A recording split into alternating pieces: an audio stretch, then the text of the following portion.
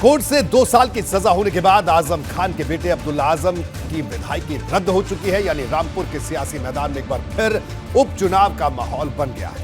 इसके लिए हर सियासी दल की तैयारियां तेज हैं, लेकिन सबसे ज्यादा नजर उस भाजपा पर है जिसने पिछले कुछ महीनों में रामपुर में हुए 2 उपचुनावों में कमल खिलाया। भाजपा ने पहले लोकसभा उपचुनाव में सपा और आजम खान को झटका दिया, फिर रामपुर सदर की विधानसभा सीट पर विजय रथ जारी रखा। अब निगाहें स्वार सीट पर।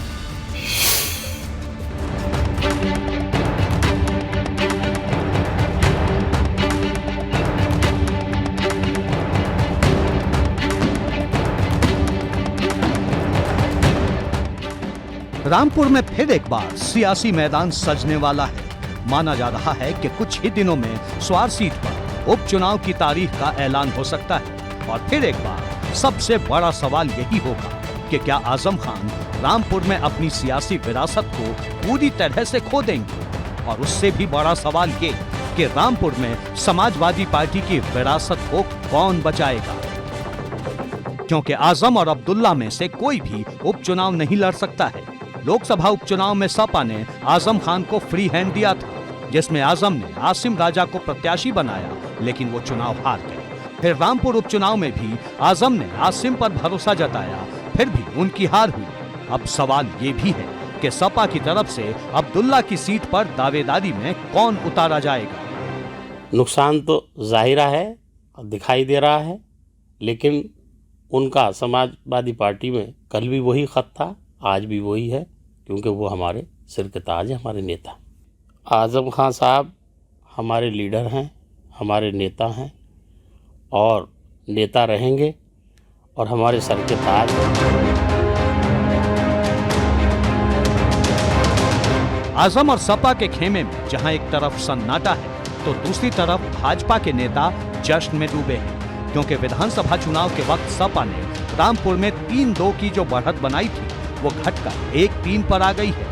और अगर स्वार में भी भाजपा जीत गई तो रामपुर में भाजपा 1-4 से जबरदस्त बढ़त बना लेगी। देखिए, भारतीय जनता पार्टी की पूरी तैयारी है, कोई भी चुनाव हो, और ये तो अचानक एकदम चुनाव आया है और हम तो चुनाव की कोई भी पार्टी, हमारी पार्टी बिल्कुल तैयार रहती है, क्योंकि हम तो जब से चुनाव होता है और चुनाव जीतते हैं उसी दिन से हमारी पार्टी तैयारी कर लेती है दूसरे चुनाव के लिए।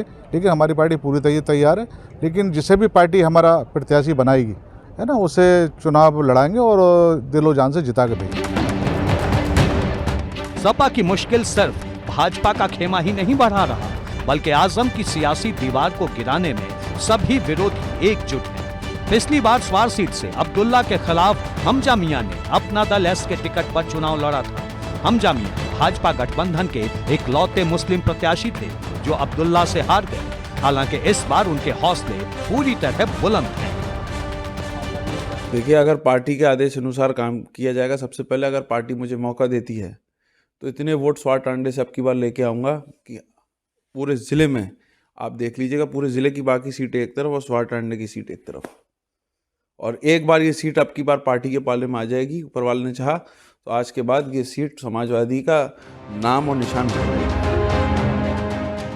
नवाब काजिम अली खान का परिवार हर उस मौके पर भाजपा के साथ खड़ा दिखा है जब जब आजम के खिलाफ बात हुई है। रामपुर उपचुनाव के वक्त भी नवाब परिवार ने भाजपा प्रत्याशी को ही समर्थन दिया था और फिर से रामपुर की स्वार सीट पर ऐसे ही समीकरण नजर आ रहे हैं।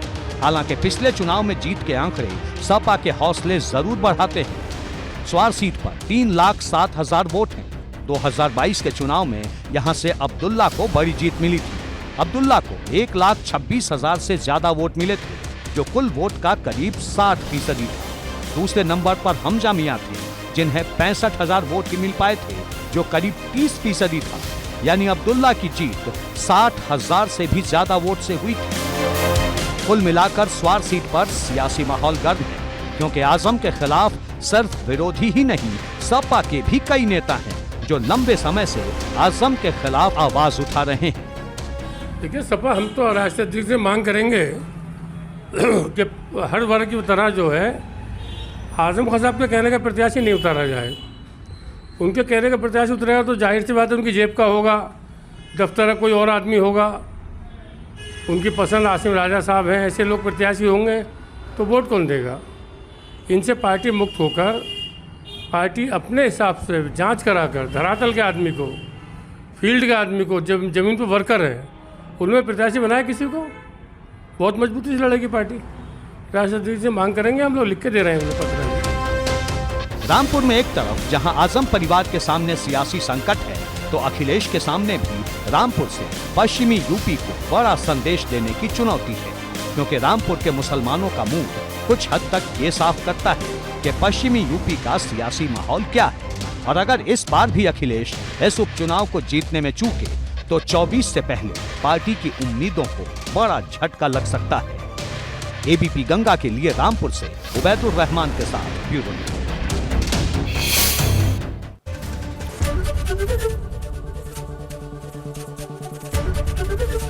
एबीपी गंगा, खबर आपकी, जुबान आपकी।